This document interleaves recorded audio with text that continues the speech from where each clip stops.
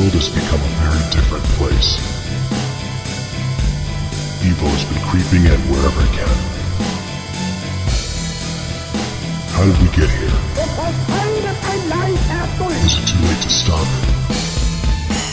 Before it takes over? That is the question. On this podcast, we'll unapologetically get closer to those answers. You're watching the Righteous Anger Podcast.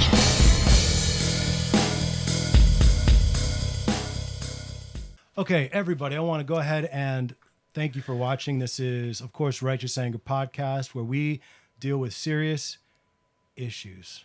What serious issues? Well, my thing is all about objective truth. See, in life, especially today, we keep getting fed this lie that there is no truth, or it's your truth or whatever. And I mean, is that true? Let's test it, right? So I bring on people from all walks of life, the poorest of the poor, the richest of the rich. I got a guy that's kind of close, right? Of the poor, you talking about? And so I'm really excited to have him on. I've been wanting to have him on for a while now. This is episode 46. So what happens at 46? What do you're starting to think about AARP at that time? Not quite yet. Not quite yet. Thanks for bringing that up. I'm just saying. I'm actually 48. You're 48? Yeah. So you're 2 years older than this episode. Yes, sir. Very good. That's good. Maybe you can teach this episode some things, some sage advice. We'll see about that. That's what I'm hoping for. But guys, check it out. So if you enjoy what you hear today, then don't forget to support on Patreon. That's www.patreon.com/Righteous Anger Podcast. And yes, righteous took me a while to learn how to spell, but don't worry. The internet will help you. Okay, so go to that site and consider being a patron. It's $1, $2 a month. And of course, you can help support what we do. Today's episode's really special because we are actually live on Facebook, but not just regular live on Facebook, TV Switcher Live. Let me show you. There's James. What? Back to me. For those of you guys that are watching on the live feed right now, the one thing that we haven't figured out yet, but will, is the whole, apparently there's a, a delay. So there is a delay. There'll be a delay on your questions or whatever, comments and things. There might be a delay on our voices, but hey, hang in there. If nothing else, you can do that fun dub thing where you make us say things that we didn't actually say. Kung fu fighting a little bit. Yeah. Or they do that with the football, don't they? They have like dubbed football. That's all the rage right now. What did that quarterback say to his team? And it's like, fee, fee, fee, fa, fa. No. Oh, that's funny. Yeah. The compilations. It's hilarious. So anyway, guys, again, don't forget to support. Don't forget to like, subscribe, and all that good stuff. And of course, please be a part of today's episode by being on Facebook and commenting. So commenting, questions, the whole nine. Obviously, my guest today is very, very knowledgeable in a few things, and we're going to talk about those few things today, right? Wow. You're not. Well, I'm not trying to embarrass. I'll make sure I'm on. No. I'm not trying to embarrass you. I'm just saying you're not one of these guys. I think that prides himself on dabbling on shallowly on many things. You seem to be a guy that takes to a few things and really studies it and becomes a master at those things. Wow. Or tries to, right? Yeah, I don't think of myself as a master of anything, and yeah, that's interesting. I think what we focus on a lot of times is our own insecurities. I think as people, most people tend to look at themselves and say, this is what I don't do well, rather than this is what I do well. And that might, that's false humility, or that's humility. It could be false humility, because that's all the rage. But it could be humility. That's all the rage. That's all the rage, man. What is it? False humility. People humble bragging, and what's the thing that the leftists? No offense if you consider yourself a leftist, but offense. Virtue signaling. That's another thing. How does that look? Well, that's like somebody kind of the holier than thou without being holier than thou on certain topics. Like, you think that X people should have to deal with dun, dun, dun, dun. And it's like, dude, you've got, where are you coming from? What are you trying to do? Well, they're trying to virtue signal, tell them that, hey, I'm actually a good quote unquote good person because I have these beliefs, and you're a bad person because maybe you don't. So that's kind of what virtue signaling is. And of course, I've got people online watching to keep me honest. So they're going to be like, no, Leo, that's not what it is. You're an idiot and blah, blah, blah. And then I'll call them An idiot? virtue signalers. Oh, sorry. Sorry out there. And an idiot. So without further ado, I'd like to introduce you guys to my friend, fellow Christian, not fellow celebrity chef, because I don't do that. And of course, leader of men, I hear, from one of our past episodes. I'd like to introduce James Parker. Thank you for having me. Thanks for coming, man. I appreciate it. Thanks for coming. Yeah. I know it was a long journey of 5 minutes, so 7, I think, actually. 7 minutes. I might have made a wrong turn. We're actually kind of neighbors, so that's really awesome. Yeah. James is into a lot of the same stuff that I'm into. He's into guns. I see you got an AR-15 here. That's an airsoft rifle. Is it? I tricked you. It looks really bad. Yeah, you got another one right there. There's a.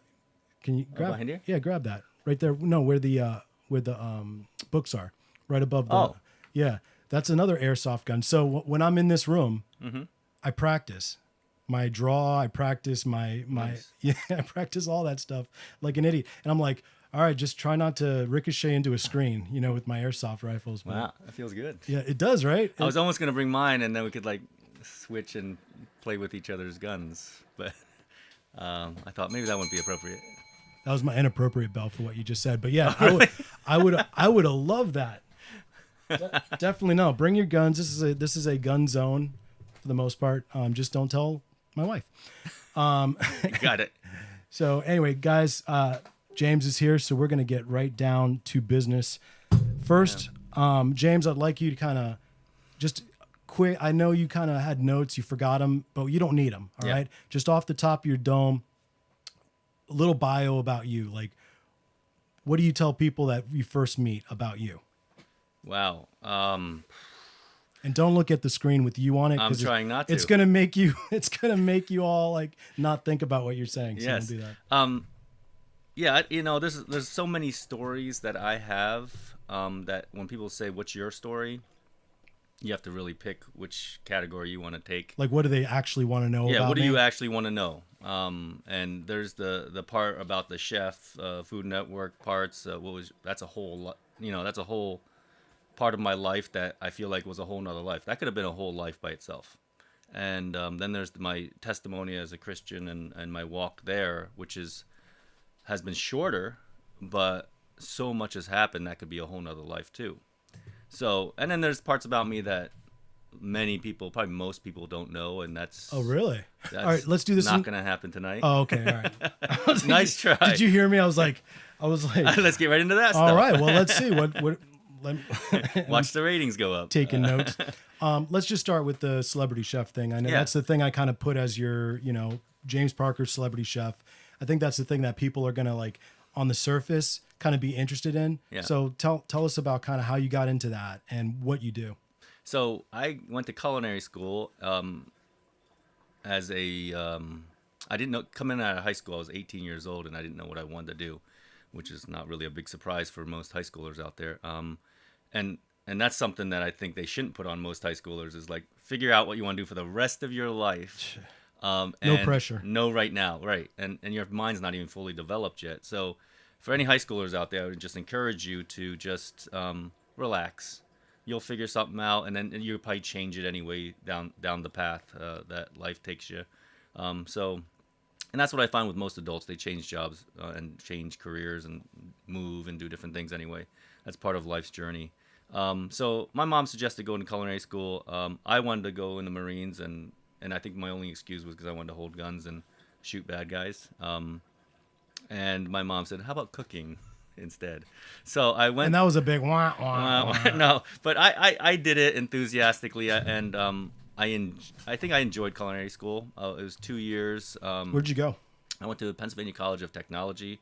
So, it's in central Pennsylvania. It's affiliated with Penn State. After finishing culinary school, I jumped right out and went into the workforce. Moved down to D.C., where my best friend was living, and he was going to GW. I moved in with him. or actually we moved in together, I should say. Got a new apartment, and I made some calls, and I got a job as a chef at the Sheraton Washington Hotel, which is now the Marriott Wardman Park up by the National Zoo. That sounds very impressive. It's big. Was it? Yeah, it's on a hill, and I think at one point it was the largest convention center in the East Coast, which means that in the convention center that they have, you see planes and you see tanks and some, depending on what convention they got going on. What's going on at the time? Sure. So you saw some cool stuff just working there, then I bet. It was amazing. I was there for 6.5 years, and I think I won't say I loved every minute of it. I loved most of it. 2 years I did what they call paying the dues. Ruslan understands that, and that is working the line, and you're just you're just a slave to that line. Ruslan's on right now, by the way, but as Kelly, his wife. Of course. He's using her. Hey, Chef. Hi, Jelly. I call her Jelly, by the way. That's affectionately because once he was texting her. Because she's morbidly obese? No. He was texting her. Yeah, he was texting her when I was with them, and he accidentally typed Jelly in there, so we've been calling her Jelly ever since. That's cute, But it's because she's sweet, yes. Yeah. That was so cheesy. That was Hit cheesy. the bell for that. That was terrible. Oh, actually, I got Oh, you got another thing? That's great. So anyway, where am I? At a culinary school. Culinary school. You're paying your dues. 2 years of dues. I had the night shift, so I went in at 4:00 in the afternoon, and you finish about 12. So my life became about sleeping in till 1, going to work by 4, slinging food, grease everywhere, fryer, Philly cheesesteaks, Reuben sandwiches. Just they call it paying your dues for a reason. I mean, you're just in the mud, and you're doing lots of food, and you're doing How bad was your acne, bro? awful. So I would go home with grease on me, and I was pretty gross back then because I think about it. Some nights I don't know if I took a shower before I went to bed, and it was gross. So yeah, acne got bad. You were like, what were you, 19, 20, 21? Yeah, somewhere in there. Somewhere around there? Yeah, Okay. yeah. So it was actually no, probably about 2021. So because I graduated culinary school at 9:20, so somewhere in there. But I live right next to the Watergate Hotel, so that was kind of cool. Wow. But yeah, that was disgusting and awesome at the same time. I loved it. Anthony Bourdain, actually, I remember reading his book Kitchen Confidential, and one of the things he calls chefs is a band of pirates, and it truly was like that back then. You'd have people who are tattooed, pierced, from all different walks of life, and a lot of people just because they can't get any other job, they would go into cooking, kind of thing. That was the mentality. And back then. this is before you had your Bourdains, you had your Right, Food Food Network, and all that. I mean, being a chef or being in the food industry wasn't that glorified as it is today. Right. And you did it. Yeah, so at that time, I mean, there wasn't even internet, actually, just to really date myself, okay? So... Did you have a pager? I don't know if I had a pager. I think I did, actually. You did at have a one point, pager? Man, we lived off those pages back then. Yeah. Yeah, that was horrible. I don't... So, anyways, it was a couple years doing the pit, and that's where you learn, man. You learn hard. You learn about how temperatures are. You burn yourself every night. You cut yourself regularly. I mean, it's just, you learn from all that. And so when you get older, and then you're like, people are like, oh, I cut myself, give me a Band-Aid, hurry. You're just like, So this could be because of like the whole Gordon Ramsay thing. Did I switch over? I think I did. Not yet. There you go. Because of the whole Gordon Ramsay thing show, it was because of him I started to realize how gangster it was to work in a kitchen for a living. Like, Yeah. how almost militant it is, and how the razzing happens. I worked as a dishwasher. That was actually one of my first jobs. I was a dishwasher, me and the rest of the vatos. And wait, should I hit a bell for that? No, I think it's okay. That's okay? Okay, cool. Yeah. And, treated like garbage and hurry up. And one thing I remember is that I wasn't allowed to talk to any of the cooks, like while they were working. Really?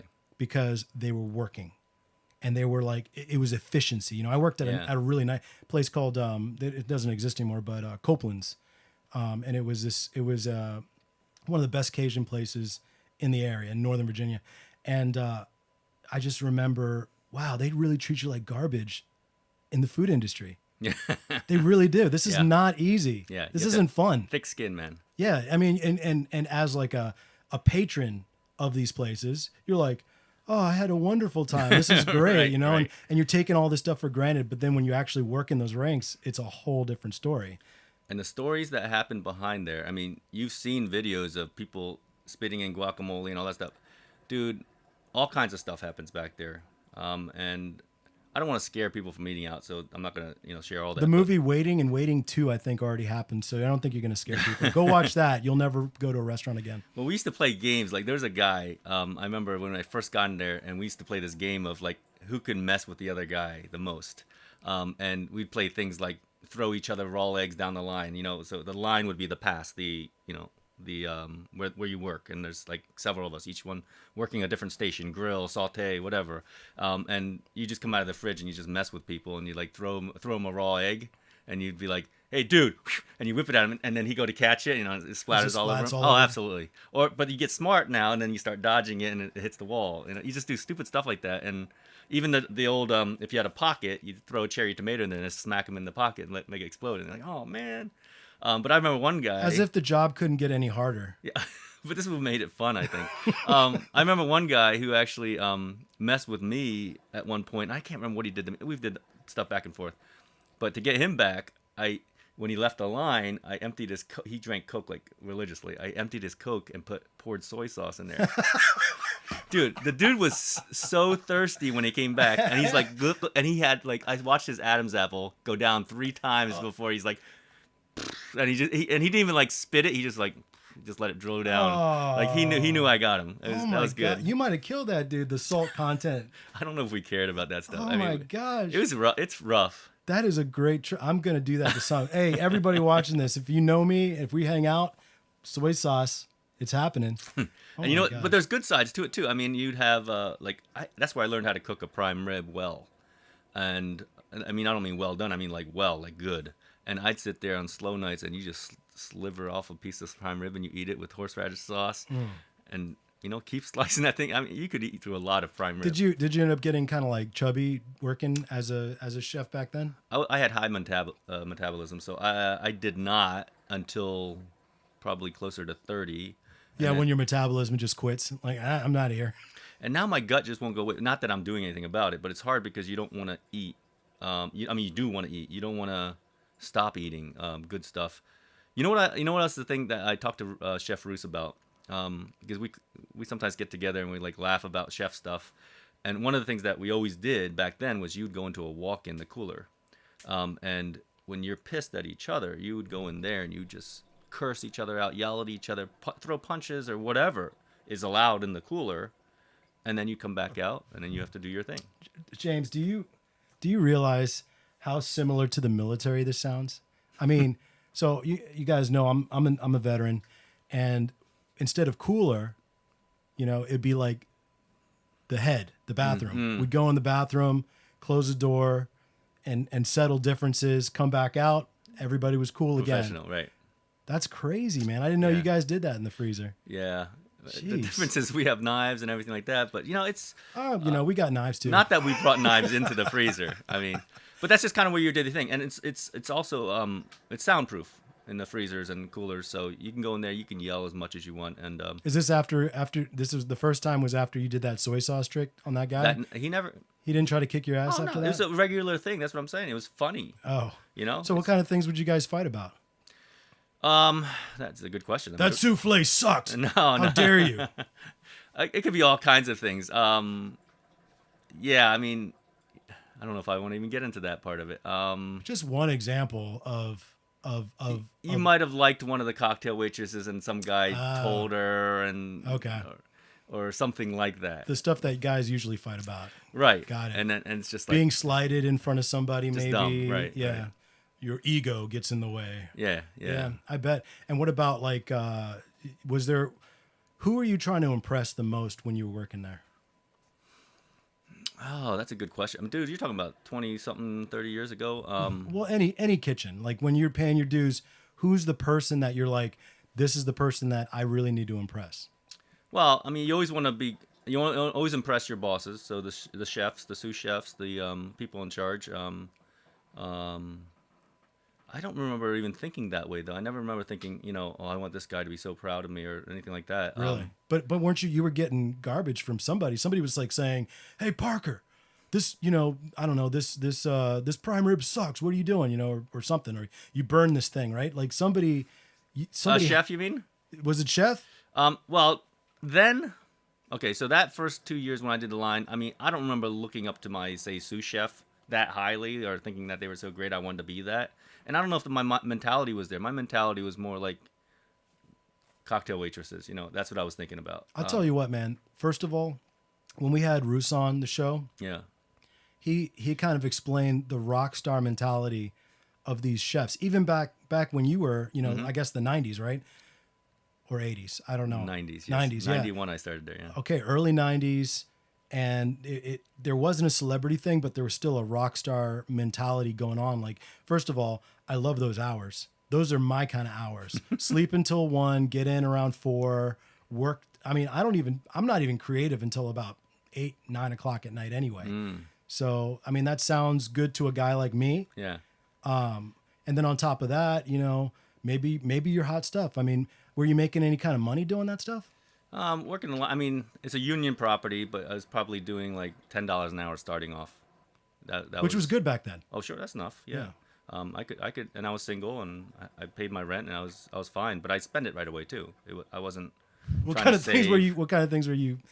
Food, right? Other restaurants, Probably, yeah. Eat out a lot. drinking. Chefs eat all the time. I mean, we just always, you go either to eat good food or you go to there to bash their food. Everything revolves around food. And just thinking back that far, I don't know. I don't remember what I did. I think at one point I got a girlfriend, and you do spend a lot of time and money on the girlfriend kind of thing. But Yeah, that's a mistake. Guys, what? anyway, Guys, I got to do a PSA. Guys watching, listen, if you have girlfriends, don't spend money on them. First of all, if that's what they care about from you, that's not the girl you should be with. 2, it kind of takes away from a lot of the creativity. Like, you're supposed to be creative when you're in a relationship. I mean, you're supposed to show that you care. And I don't think money is the best way. Plus, you're going to be poor. Like my man here, spending his money immediately on dates and going out and all that other good stuff. But anyway, you were young. Guys are young. They're going to do it anyway. So good wisdom, brother. Good wisdom. thank you. Yeah, that was a PSA for everybody. So you were living a rock star lifestyle. You were in DC, which was a hot place, hip place to be. Yeah. Good food place. Yeah. I did everything that you would do when you're 20. Went to nightclubs, hung out with the girlfriend, flirted with other girls, and went back home and just slept hard, And I tried drinking. I never got into drugs really. That's good. And tried all those things, but I think I did have a passion and a motivation to always want to achieve. And I don't know if that came from when I was younger, and I think I don't want to say bullied, but there's definitely when I was younger, I was called names and things like that. Like what? Flat face and So Asian, chink and Asian yeah, stuff. Asian stuff. Yeah, That was all they had on you, just the Asian thing? pretty much. Oh, that's But- good. You're doing pretty good. Yeah, but remember, it's not as diverse like Washington D.C. It's not like there's you look down the street and there's Indians and Ethiopians and Asians and black and Was this in Pennsylvania? Yeah. Okay. Yeah, I remember, when the first black people moved across the street, that was like a thing. Everybody started moving out. No, I don't know about that, but I just remember it was a thing. Like, wow, it's a minority here. I was like, yeah, minority, and I was that. I was a minority in that area, so I was reminded regularly that I was a minority. Yeah, I'm getting on to too many different stories, so I want to focus here. On experiences that I had that maybe nobody else had, so that way it's kind of like Yeah, it might be interesting. Let's hear yeah. it. So the Food Network stuff. So how that happened was when I had a real passion for creating things with food, so artistic things. And I remember a guy came into the hotel one day, and he ended up making this melon carving.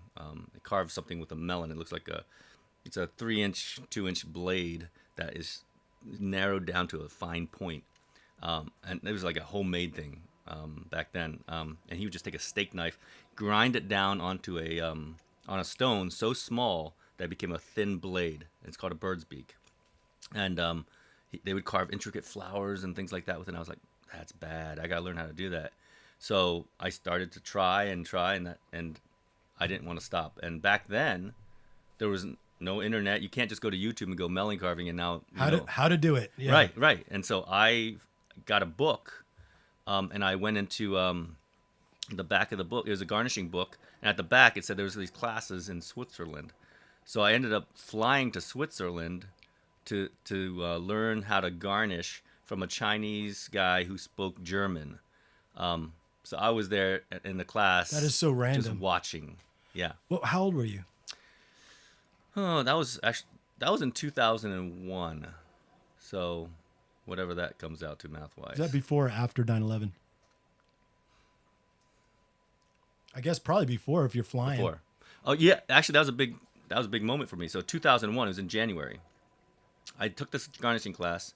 March, I quit my job cold turkey, and I just said, I'm passionate about garnishing. I'm gonna make a job out of it. I don't know how, but I'm gonna make a job out of garnishing. So I quit my job, and I started a company called Veggie Art, which I would go to hotels and different friends of mine that I had connections with and say, hey, I want to make you garnishes so you don't have to make them. And that didn't really take off that much. But what they would do is they would ask me to come and teach their staff how to do it. So then I started traveling all over the world. I actually, that's how I met the White House chef. I basically delivered garnishes to the White House chef. Now, when you're saying garnishes, you're talking about like lemons and No, what are you talking about? I'm not talking about like cutesy stuff that you see in garnish books. I'm talking about like things that look like actual flowers and a little bit more intricate.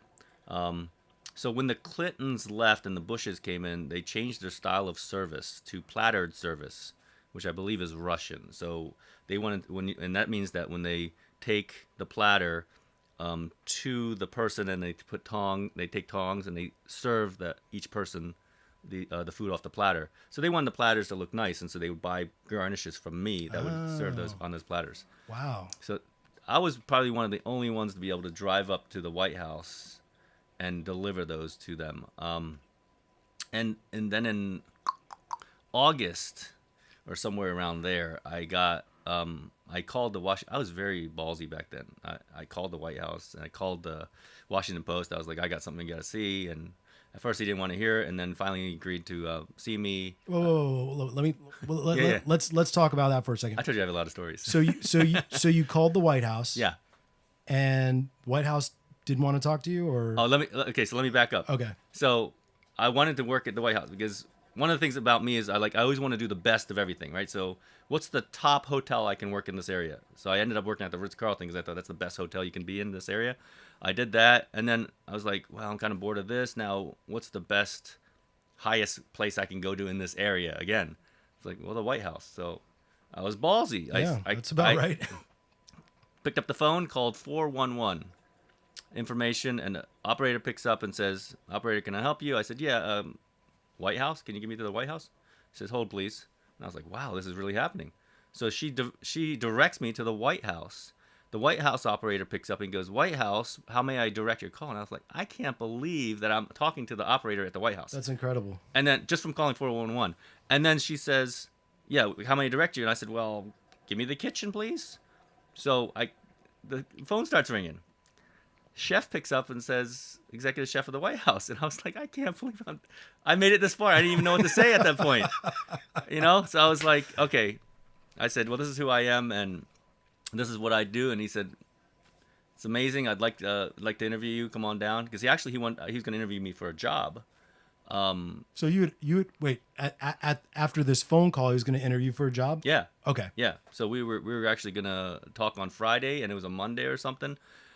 Meanwhile, I had a friend who was working at another place, and he asked me, he's like, why don't you come down here and check out this place? And so I did between that and Friday. And when I went down there, they offered me a bunch of money. So I was like, yeah, I gave in. Yeah. And I called the White House chef and I said, sorry, chef, I'm not coming. So wow, not everybody gets to turn down the White House. Come on. That's pretty good. Yeah. So anyway, but I did have a relationship with the chef. So when I did quit, I actually talked to him and at the White House. And so when I did the garnish thing, he was all into that. So that was kind of cool. And that was a service that nobody else that you can think of that was actually doing that?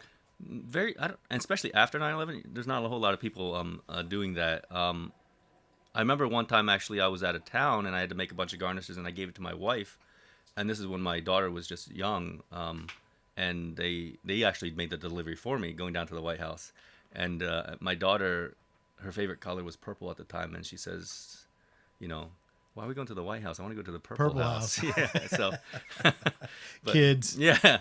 So so that happened in August, okay, and then the Washington Post had I had a good full size picture in the food section of the Washington Post, with me on it with a bunch of vegetables, and it was a good picture. That went into circulation.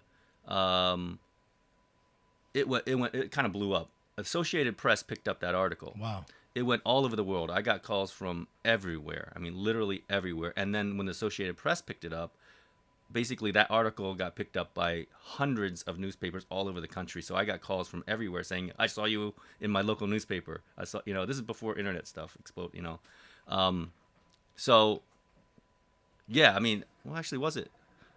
No, it wasn't before internet stuff, but that was actually, it just blew up. So I started getting emails and stuff like that.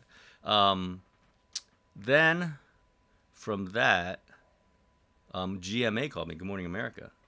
And so I thought, oh man, this is just getting big over just garnishes and stuff. And that was August. So by September 11th, everything just went. Any news that was news was no more news for the next, 5-10 years? Yeah. 5 years, I guess. Yeah. Everything was about 9/11. So no interview with Good Morning America, no more anything. I just had to start all over again, basically.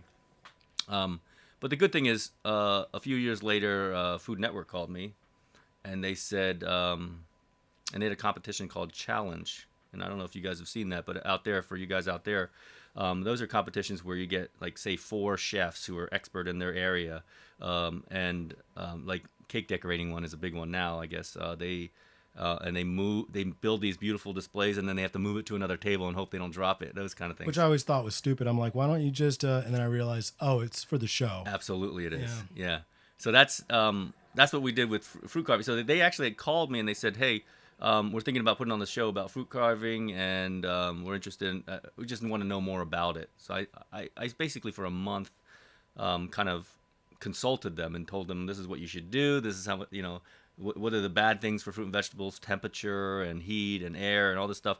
So I just told them all about it. And at the end of it, I said, do you want me to come and judge it or anything? And they were like, no, we want you to compete. I was like, okay, well, let's do it. So they flew me out to Hawaii with 3 other competitors. I took my family and everybody. And this is when they were traveling for the Food Network shows. And I had a blast out there, and I loved being on the TV and all that. I just ate it up. But I lost the competition. Oh. And I think it slammed home for me that after, I did all this stuff and I had fun with the cameras and I was just messing around.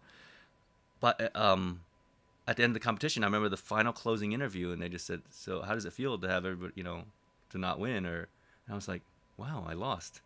And it hit home for me. And then I remember feeling like really bad about it. It ate me up, actually.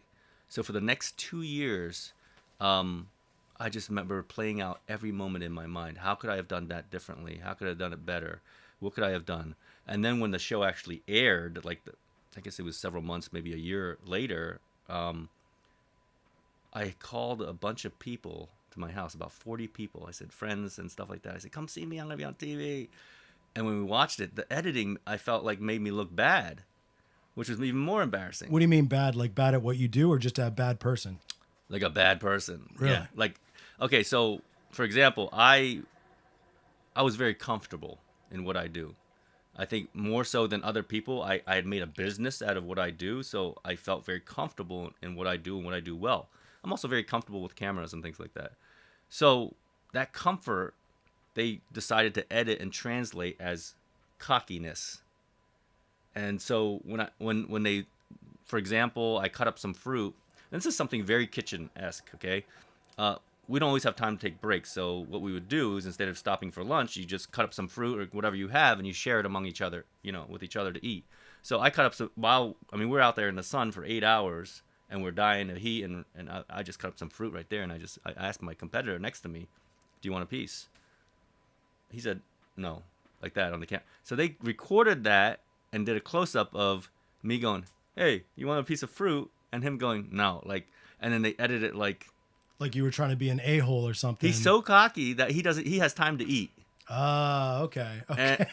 And he can mess around with other competitors. That's how they made it look. And I was so peeved about that. I was like, that's not what happened at all. Yeah. But that's when you sign the papers and they can edit you. Welcome to Hollywood, my Exactly. friend. So that ate me up for 2 years. And so finally I reached out to Food Network and I just said, that was wrong. And I want another try at, I want to beat the dude that won. They said, "James, that's a great idea." So they did a whole nother one with, they called the rematch. And they made it seem like it's a boxing rematch. Who'd you talk to? Did you talk to like a producer or something? Yeah, it was definitely a producer, one of the producers. One of the producers. Yeah. You had their number or whatever. Yeah. You called them up. You said, that was messed up what you guys did. Yeah.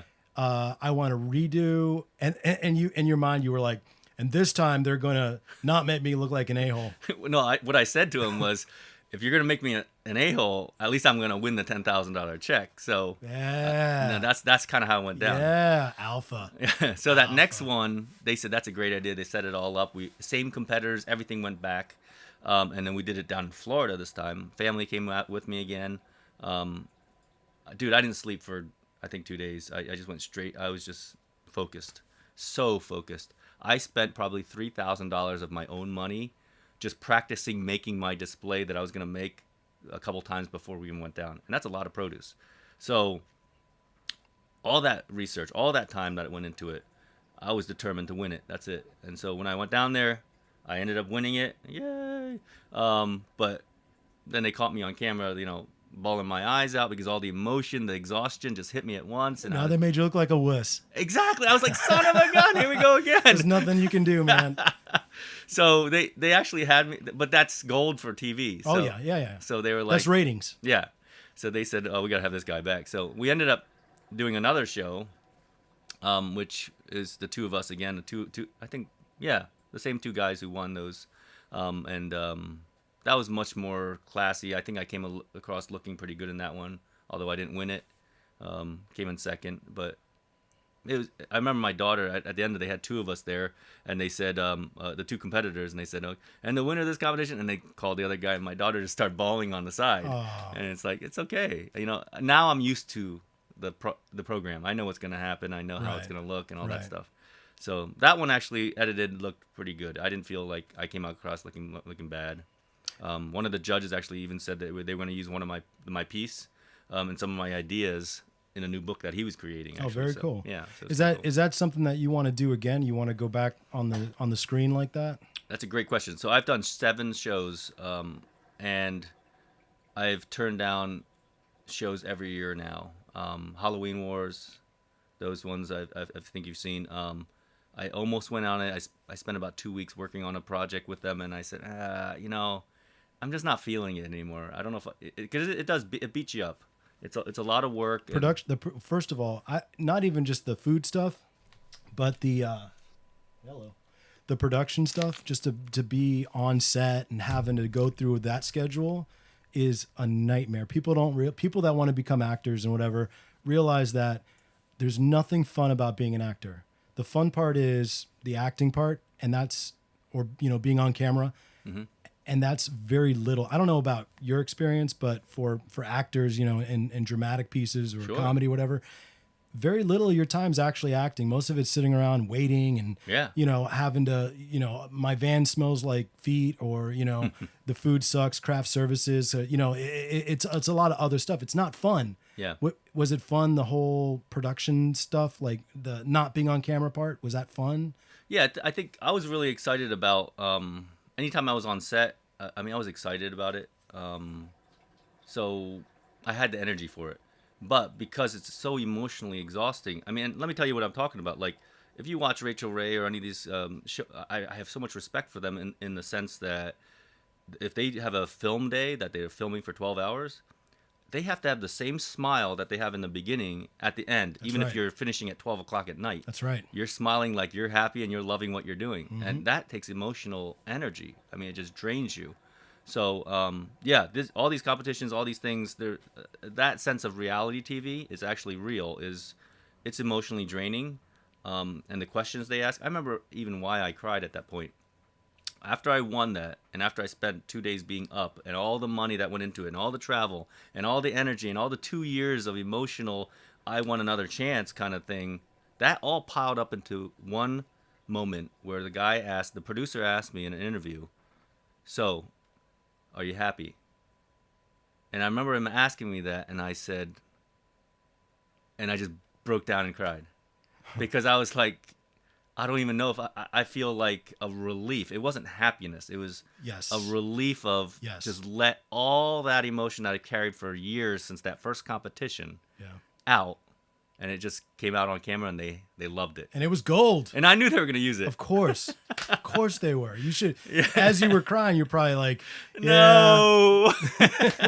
don't put this on camera. Yeah. So, you know, your life, definitely not the average life, right? A lot of people watching this are going to be like, wow, that's so foreign to me, that whole lifestyle and things. I'm going to ask a selfish question, then we're going to jump to another topic. But Sure. Is that a good payday, being on those shows? Well, so the win is a $10,000 check. Now, out of $10,000, if you have an assistant, you can pay them whatever you want. They might do it for free for you, but it's up to you, and you give them whatever you want. I ended up paying my assistant, I think, $2,000 of that. But remember, I spent $3,000 in just preparing for it. So it's not. It can not be a good payday to be on those shows. So really, you're doing it to be on the show, to get your name out there, and all that. That was then, and you know, there's so many artists out there who just want their 15 minutes just to be on camera and say I was on TV. Yep. And a lot of us did that so you see that still happening, and producers take advantage of that because, hey, you got free artists because they're dying for their 15 minutes. That's right. You know, and so you can get them for cheap. Yep.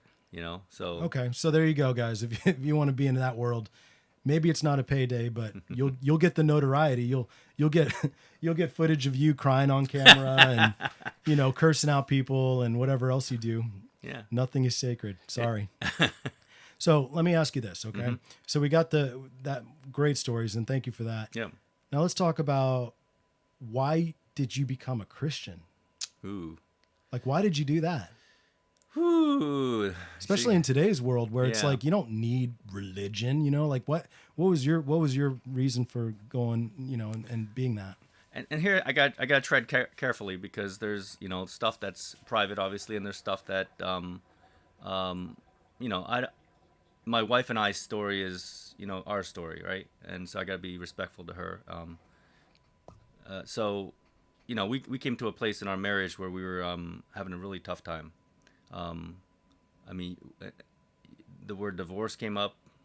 I remember one time we were just bawling, thinking about this is the end, thinking about our children, what's going to happen with them.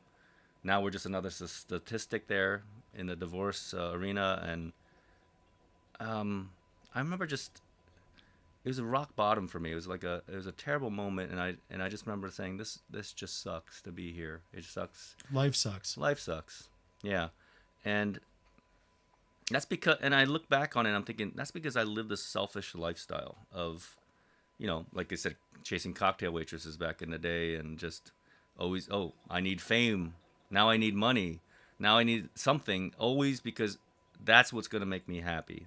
And I always say that the thing that people do wrong is that we chase happiness instead of chasing gratitude. If we chase gratitude and constantly look for things we can be grateful for, you automatically find happiness. That's what people don't realize. How do you do that? Because by being grateful, when you're genuinely grateful for stuff, aren't you happy? Yeah, but how do you become grateful? Like, everybody right now watching this can think of like things they should be grateful for, but they don't have that heart impact of being grateful. That's a great segue. So you have to change your heart. You have to change your perspective of life and things. And you don't just do that automatically with a switch. So my Christian journey has been probably 5 years in the making. Okay. This is how it went down. So from that moment where we were rock bottom with my marriage, my wife and I said, well, we can go to church. And I think people expect church to have this magic pill that changes everything. Who said that? You or her? Let me think about. I think I did. That was your idea. Yeah. And why did you have the idea of church and not like therapy or something? I think we did both. I think we did a little bit of everything. So yeah, a lot of everything. So it's not one answer, but I can tell you this: church and Jesus Christ is the only thing, out of all the therapists, out of anything else, anybody I talk to, coaches, everything, is the only thing that saved me, and our marriage. So we started going to church, and we did what I call the weekend Christian thing. You go there, you do the sermon and go, oh, that was nice, and then leave, and then go live your life how you want to live. And next Sunday, okay, everybody, pack in the car, here we go again. And we'd run out of the building too. Like, I didn't want anybody to stop me. I'd run through the church building and like, don't look anybody in the eyes because they might ask you questions, or they might see you, or they might say hello even. Right. And I didn't want that. I wanted to get in and out. You didn't want the community. You wanted the message. Yeah.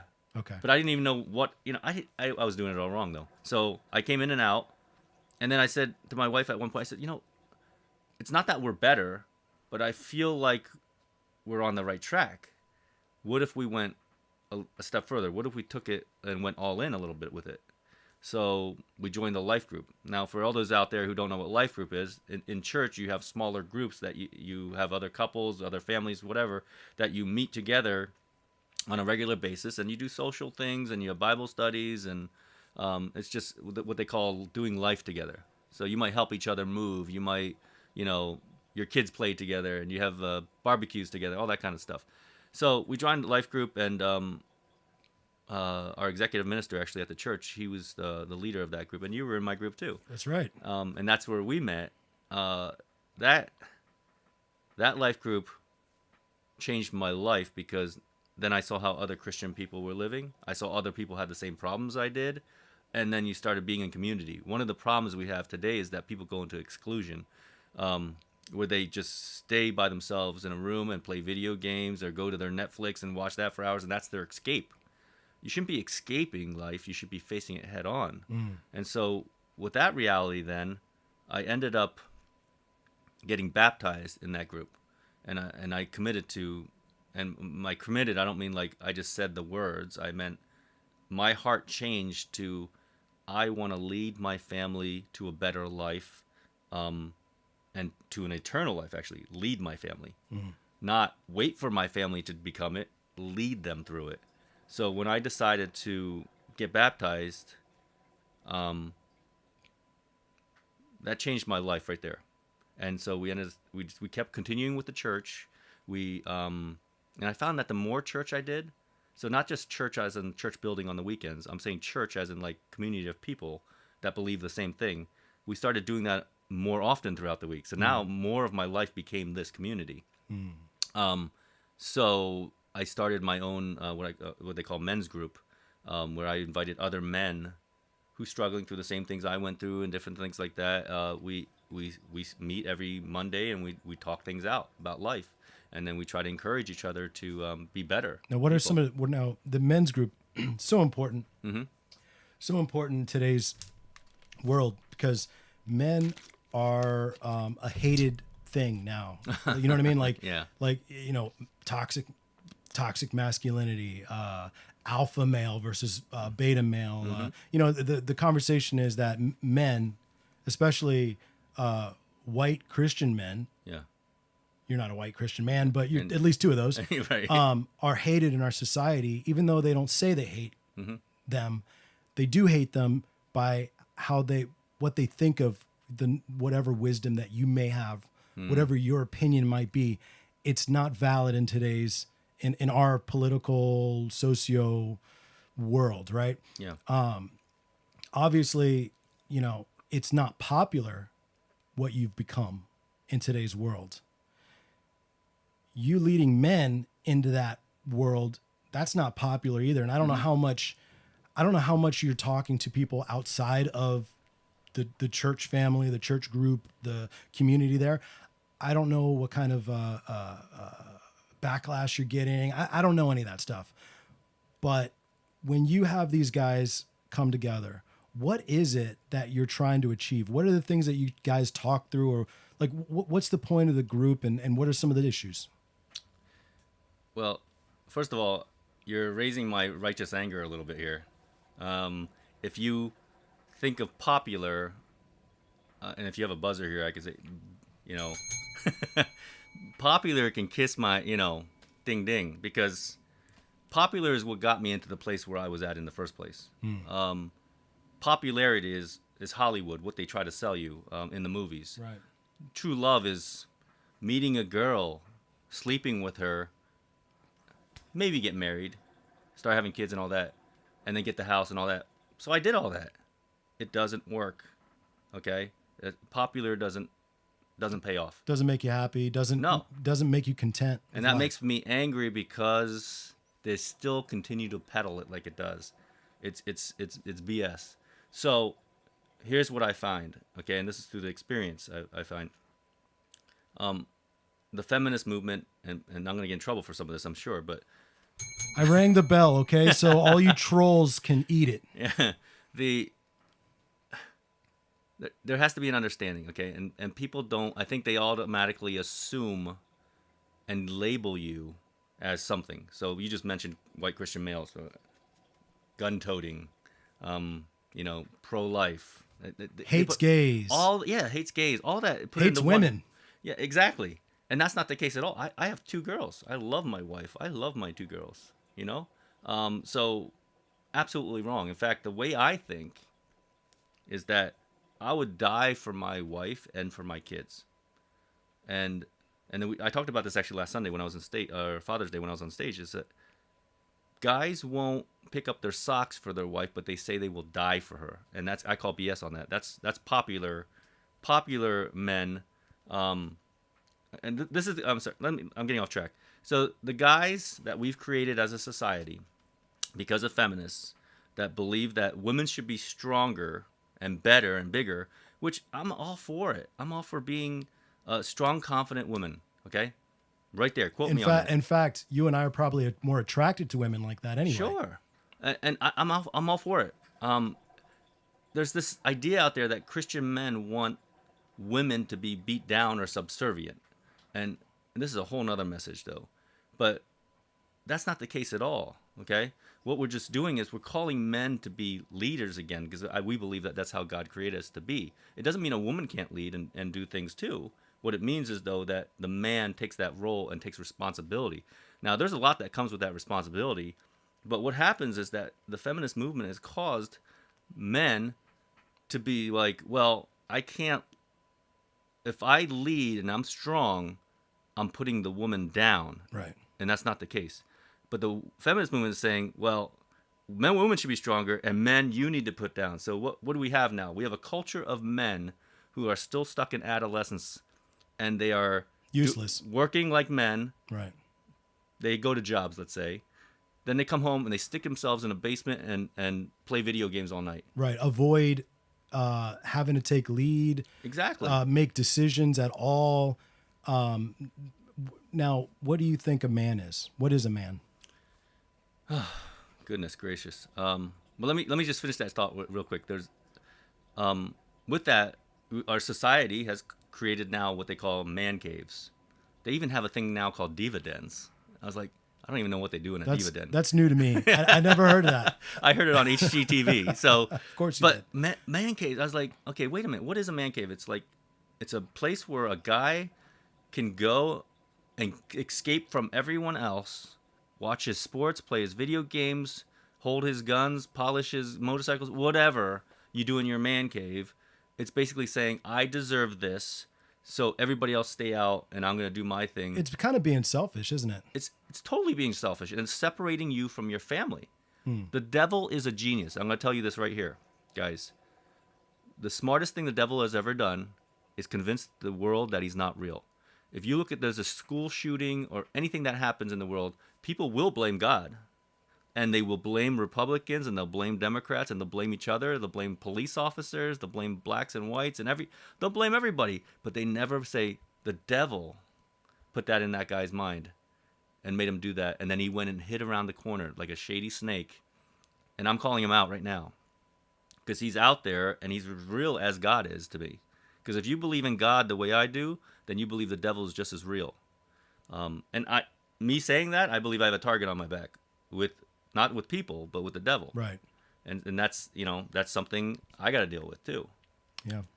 So. There's people that are watching, that maybe they're atheist or possibly agnostic that would say, well, you're believing in the fairy tale. You're believing in a unicorn. Mm-hmm. So now what would you say to them about the devil being real and all that?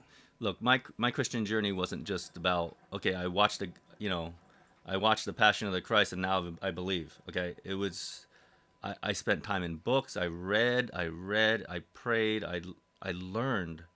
I went down that road, that journey of just learning and what does it really mean? Not just this is what society says. I wanted to learn it all, and then even then, keeping in mind that these were written by people and how they thought and who were they, and I went down all that road, and then there's that element after I was about 80% there, 90% even. There's still the element of faith where you have to believe in things that you just trust that are real, even though you don't know or have all the facts. Here's the thing.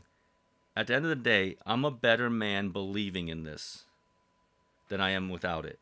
And if at the end of the world, when I die, Christianity is not true, I will have lived a very good, purposeful life and probably fulfilled. And if you don't believe in it and you live your life just as selfish, in your man cave, play your video games, what do you have to show for it? What do you have to show? Because my family's baptized, and they have a purpose in this life. They have purpose to bring light to people and to make everybody around them in their communities and all their friends and their circles better and help them because they know what they know. But you who sit in your man cave and who just go to work and you do your popular thing, get your big house, make lots of money, what do you have to show for it at the end of life? People look at Christians especially and they got their head down, right? They've got their head down, their eyes down, focused on this Christ thing, this Christian thing, this little bubble that they're in. Mm-hmm. They look at Christian like you're blind, you got blinders on. But the one thing that I noticed from interviewing people from all walks of life on this show, and of course outside in the real world, is that the people that say that are really the ones with the blinders on, because what you just said there was, when I open my eyes to the totality of my life, what's going to end up being there? What's the meaning there? Whereas people that have a bone to pick with you for having that view usually go, hey, you know what? I'm just going to live my life and one day at a time, and whatever makes me happy is what's important. And what your heart is going to deceive you. And what that means is that if you're living your life by your emotions, by your feelings, mm-hmm. I mean, how screwed up are your emotions, or somebody, the people around you, how screwed up can their emotions be? Pretty screwed up. People do really stupid things because of their emotions. Mm-hmm. People destroy relationships and marriages and their kids because of their emotions. They make bad decisions because of their emotions. Yeah. There's got to be a higher, bigger, broader 10,000-foot view, as we'd say in the military, right? There's got to be a 10,000-foot view. So when you go up to 10,000 feet, what do you see? And are you really examining that? Mm-hmm. And I feel like I think people that are looking at the metaphysical and looking at God, even if it's not, God like the Judeo-Christian God, but God, if they're looking at God, at least they're kind of looking up and they're looking around and they're seeing the impact of life and their life and all that, mm-hmm. and what they're doing. But people that again, atheists, agnostics, I'm sorry, but every time I talk to you guys, it's always, well, I don't care, it doesn't really matter. Right. It's whatever you believe is fine. It's like, Right. really? Because what are the fruits? What happens when you live your life that way? Yeah. Well, you tend to want to kill yourself. Yeah. And you're a taker, and you're not somebody who helps others and does all those things, and loves people. I think one of the biggest things is people don't know how to love. They think, and I thought for the longest time, love meant how I felt How about you this girl. feel. Yes. How you feel about somebody. Right. Love has very little to do with feeling, because that feeling does change. So how do you, I don't even understand marriage in this culture. Okay, if you don't believe in God, who are you committing to? This other person? And when you commit to them, what are you saying? I'm going to commit to you until I feel like want to divorce you. Right. That's not a commitment. Until you're no longer the person that I thought you were. Right. Which will happen because the expectation that you have is not realistic. And everybody changes. And everybody changes. That's the one thing that my wife always says. It's like, you're not the guy I married. I'm like, yeah, life happened and I changed. I made bad decisions. I made some good decisions. And here's a new person. Right. And it should be. You should be constantly maturing and getting better. And here's the thing about Christianity. I think there's such a downside because people think that they, like I said earlier, they label. They know that if you're a Christian, this is what you are. They think they know that. But here's the truth about Christianity for all the atheists and people out there. If you're doing it right, and there's plenty of people doing it wrong, and I'll get into that in a second, but if you're doing Christianity right, the reason why we read the Bible, because it tells us things that we believe that God talking to us through these words. Mm-hmm. So now, before you say that's all crazy, let's just say, let's read some of it, right? And it says something like, love your neighbor. We read that, dang, those Christians are awful, right? Because people who are real Christians who want to improve themselves because they believe they become more Christ-like that way, okay? What would it look like to love your neighbor and go and actually do it? So, and this is where I'm going to start getting hard on some people that call themselves Christians Which too. you are, by the way, James is known for being hard on people. I heard about that. He's got this men's group, discipleship group, whatever you want to call it, where he's helping him and a group of guys are becoming better, right? Like, just that's the point of the group, is become better men and better followers of Christ, right? Okay. But I heard that you'll kick guys out if they're not taking it serious. I don't know if that's all true. I definitely have strong words for people, but I don't. Remember, the Bible also tells us to show love, right? And that means to be tender, it means to be patient, and it means to show kindness too. So I take all those words seriously. And the reason why we have to stay in the Bible is because we can't just read one verse and then say, put that on a sticky note and say, that's great. You know? I read it. I'm done. Right. And people do that all the time. They'll take a Post-it and, I can do all things through Christ who strengthens me. That's nice. And then next thing you know, they're tic-tacking Xanaxes because they're freaking out because they don't believe that. They actually don't believe that. And I'm not, trust me, I'm not saying I do it all right, but I do believe that God makes us each who we are, and we should use those gifts to do his work. So not everyone is called to come out and just say, and be hard on guys and say, hey, don't do that anymore, you know? No, but I believe that, and the guys who I do that to, that, by the way, when I talk to my guys and they talk to me, they've corrected me too. The Bible tells us to do that, okay? We're supposed to tell each other when we're messing up. You mean we're not supposed to say to each other, you know, when we see somebody doing something that's really bad, like for themselves, for their families, we're not supposed to go, well, you know, what if it makes them happy? Then whatever. That's not love. That's because you wouldn't do that with your children. If your child is running in the streets and a car's coming by, you don't just go, yeah, they do what you want. Is that making you happy? Right. No, you love them. So you say, get out of the street. Yes. And then you can worry about how you said it and all that stuff like that. But you have that urgency. So the thing is, we need to have that urgency with our, because what we believe is that you will have an eternity of hell, you know, like separation from God, an unhappy place, a painful place, if you don't believe in Jesus, right? And if we truly believe that, then why don't we care enough for that person to try to save them from that or help them? Oh my gosh. By the way, guys, there's so much to unpack with what James just said, because a lot of people will go, oh, if I don't believe in the flying, atheists have hilarious ways of saying things. the flying wizard in the sky or whatever. If I don't believe in him, then I don't want to believe in a God that is mean like that or whatever, right? And guys, there's a lot more to unpack Much to that. I mean, this conversation we're having right now is not going to unpack that. If you're being honest, then you're going to say, all right, you guys are saying this. All right, what do you mean? And if you guys want to, like I said, if you want to send a PM on Righteous Anger Podcast, I'll answer whatever questions to the best of my ability. I'll send them along to James. If you have a question, if you have a disagreement, heck, right now, if you're watching this, if you have a disagreement, just type it in, okay? And we can get to that. But please don't just think that you have the context to what he's saying right now, because you don't. Right. And the worst thing you can do is make assumptions on context that you didn't fully understand and you think you do. That's one reason why I think people are going down the wrong path. But anyway, I digress. Back to you. I love having conversations with people, and I think that's one of the things that we do wrong as a society. And I'm talking both sides of the fence. I'm talking Christians and non-Christians that they don't like having dialogue. What they'd like to doing is shoving their opinions into and putting it out on Facebook and whatever else. It's like, this is my opinion.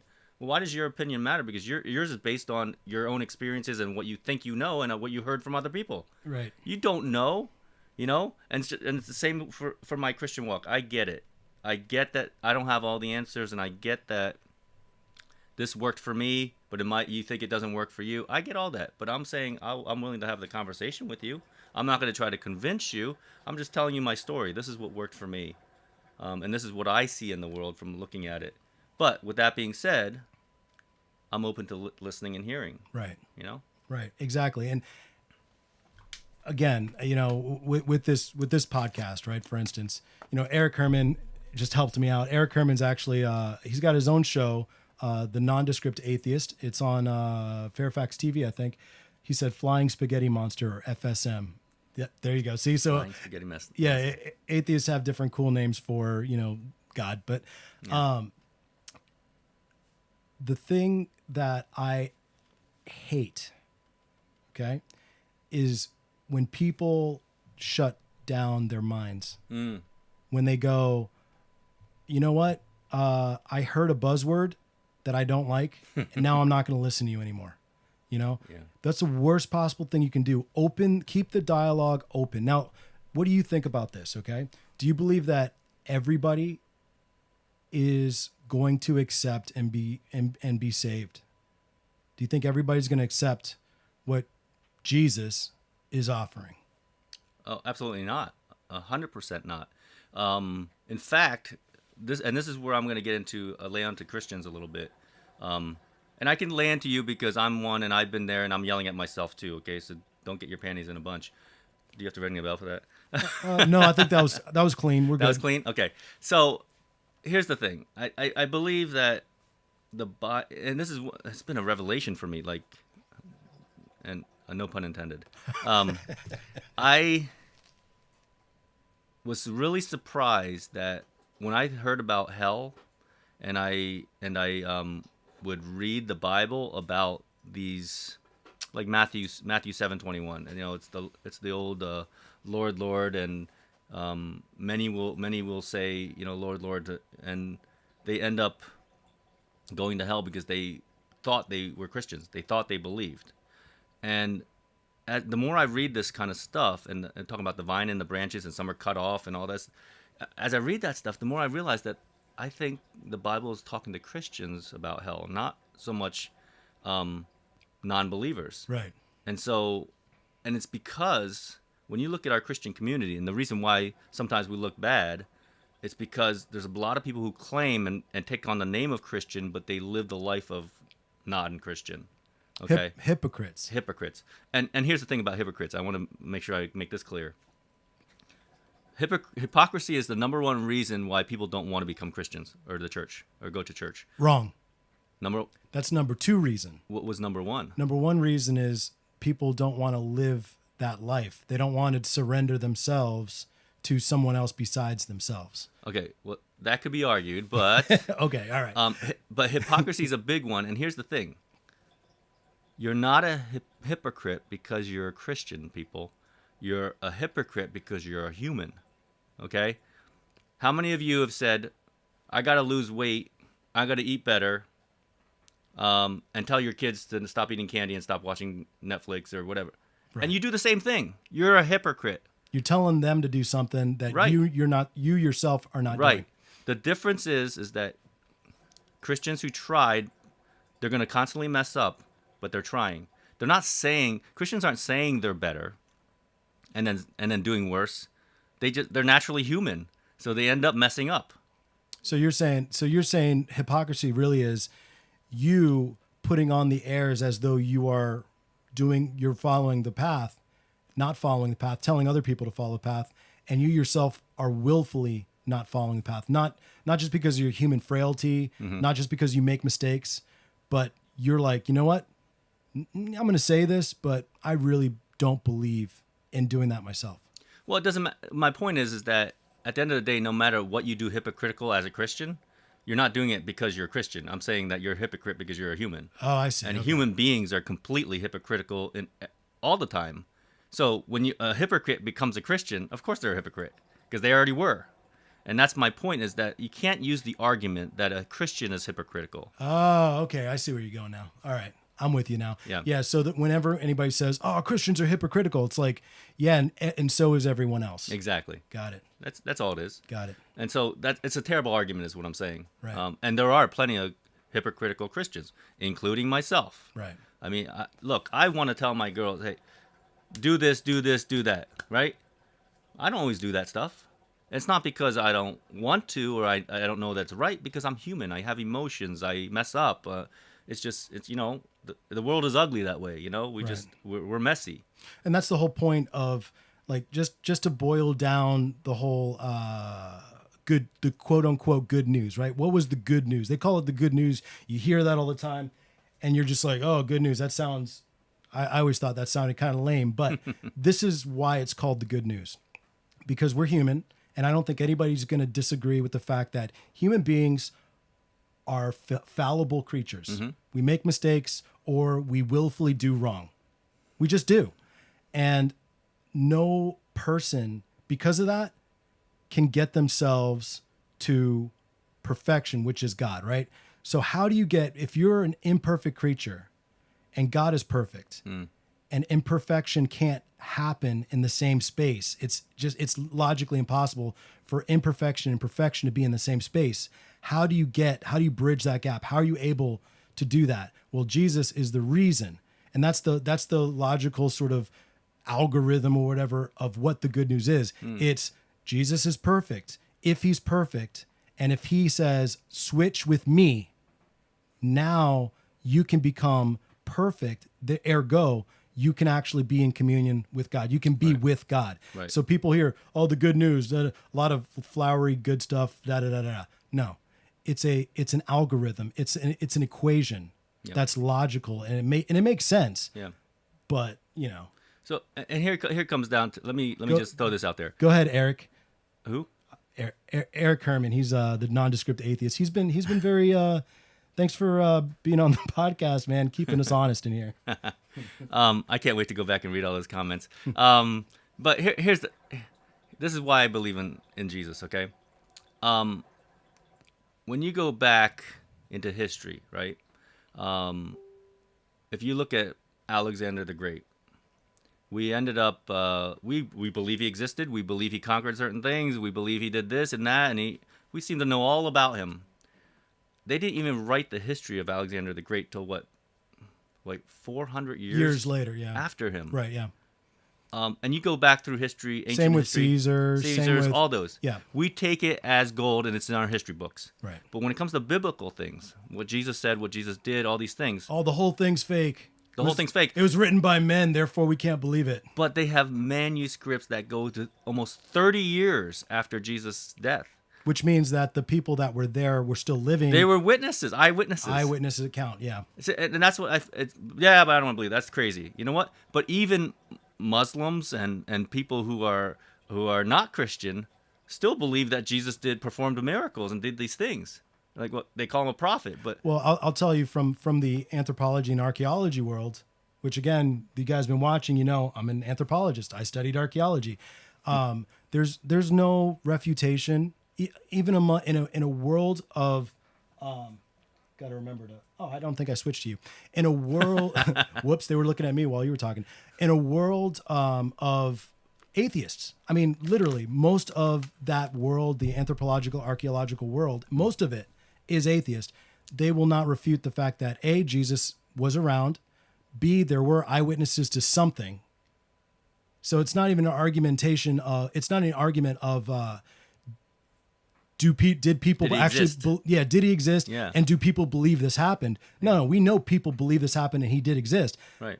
Where the argument is, well, what was wrong with those people? There's something wrong with those eyewitnesses. Always something. Well, yeah, of course. You know? What are you fighting? Yeah.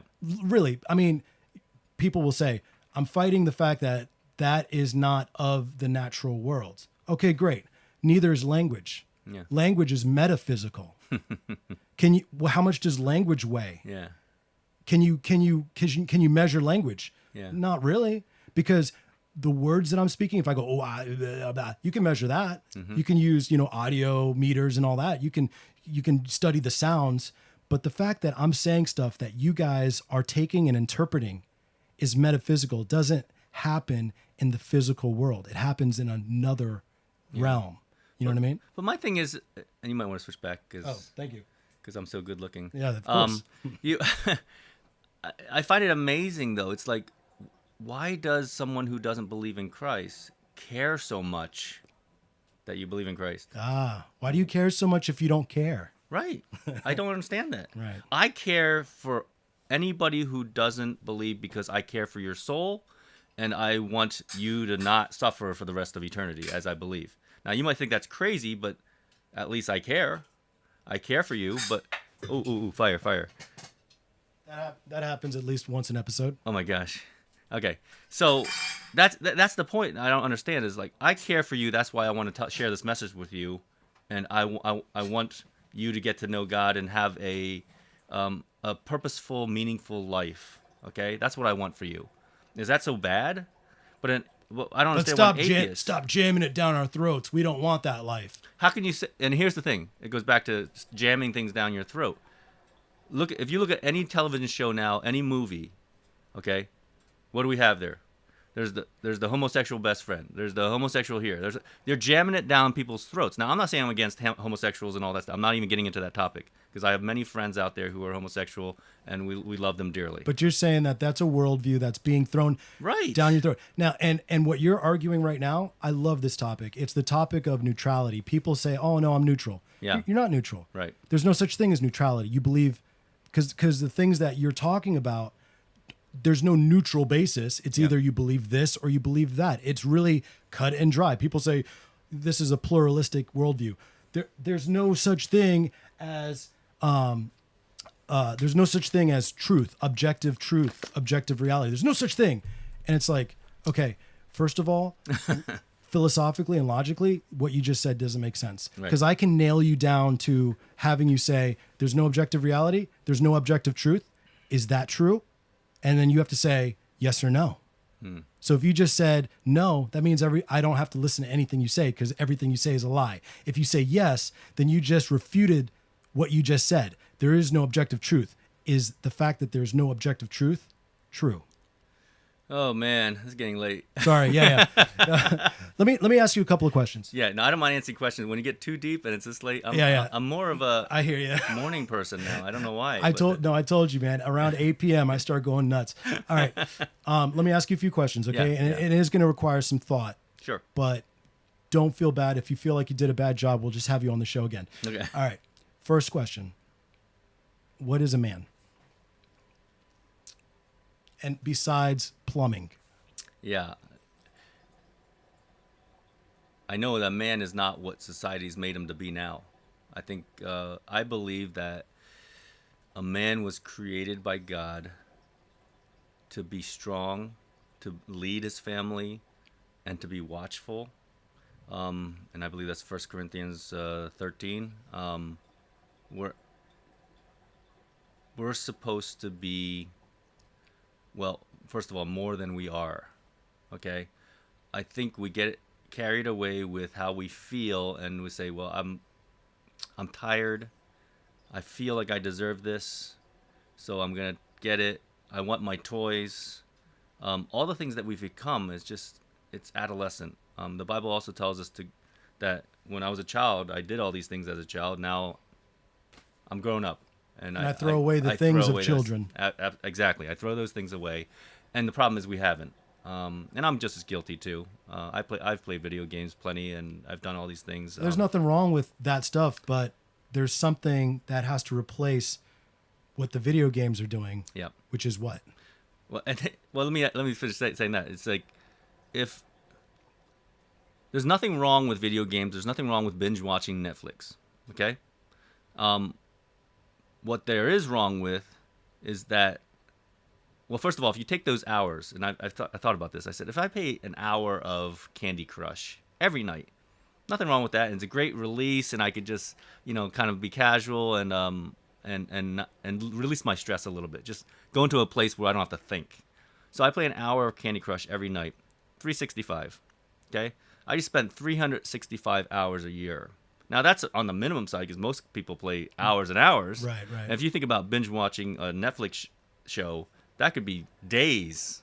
I mean, people do it for weekends and nights, so you're talking thousands of hours a year that you're putting into a game or a movie. What do you get at the end of it? I've never seen somebody say, I come out of playing Candy Crush, now I feel like I'm a better person. I'm going to go build a bridge or whatever. You never hear people say that. We spend so much time doing that, just feeding and mind-numbing entertainment, that we become like, I think of Wall-E. You remember that Wall-E? All those like obese people in chairs that were, the bones didn't connect and everything, and they just laid there and got fed. Yeah. We're becoming that. We're becoming that. Absolutely. What if you spent that 1,000 year? Let's say you got 1,000 hours a year. What if you spent 1,000 hours learning a musical instrument, learning a language, spending that time with your family or your wife? Well, then you would have learned how to play an instrument really well. You would have learned a language, and you would have had a fulfilling, great relationship and something to look back on memory-wise. Yeah, absolutely. Thank you for answering the question. It was rhetorical, but thank you. That's exactly right. We got to keep it nice and dumb, okay? And I constantly have to remind myself of that every time I want to pick up that iPad and play a video game. Like, if I'm going to do this for an hour, what else could I be doing? Now, if my kids are asleep and my wife and we've had our chat and we want to, just dumb it down for a minute, and yeah, absolutely, there's nothing wrong with that. But the devil uses things that there's nothing wrong with to grab you. And segueing from that, it's not the thing. It's not the 1 hour or whatever when everybody's asleep. It's the slippery slope of, and no offense, but it's the slippery slope. That was an Asian joke. No, that was messed up. Sorry. I just caught that. That's good. Sorry. Of you starting off not so bad, and then 1 hour turns into 2 and 3 and 4, and neglecting your responsibilities. Sure. Neglecting your family and the friends and becoming a better person. You start replacing real life with that life. That's right. And before you think I'm just downing video games or Netflix, I've done the same thing. I love watching Netflix shows, and I love playing video games and stuff like that. But why? Because you don't have to think about anything. Right. But it does go nowhere. If you ask yourself, does it go anywhere? It really doesn't. Right. And let's just be honest with ourselves. So what is one thing that, I know there's a lot of things, but what's one thing that you can tell the men that are watching right now, what is one thing they can do to become a better man or to get on the right track if they're not there now? Start going to church. One, find a good church, right? One that preaches the Bible. Get in fellowship, and fellowship, that's a great Christianese word, but very, very Christianese. Get into relationships with people that are good men. Hang out with, what was it Zig Ziglar said? You are the sum of the 5 people you spend the most time with. That's absolutely right. Yeah. All my friends have changed actually in the last 5 years. They're just different. Absolutely. Everybody, and here's the thing, think outside of yourself. Stop thinking about how you feel and what you want. Find someone that you can mentor, and then find somebody who can mentor you. You should have both. Somebody should be pouring it to you that's wiser and smarter and has more experiences than you, and then you should be pouring your wisdom and experience into somebody else who needs it too. Give back in that way.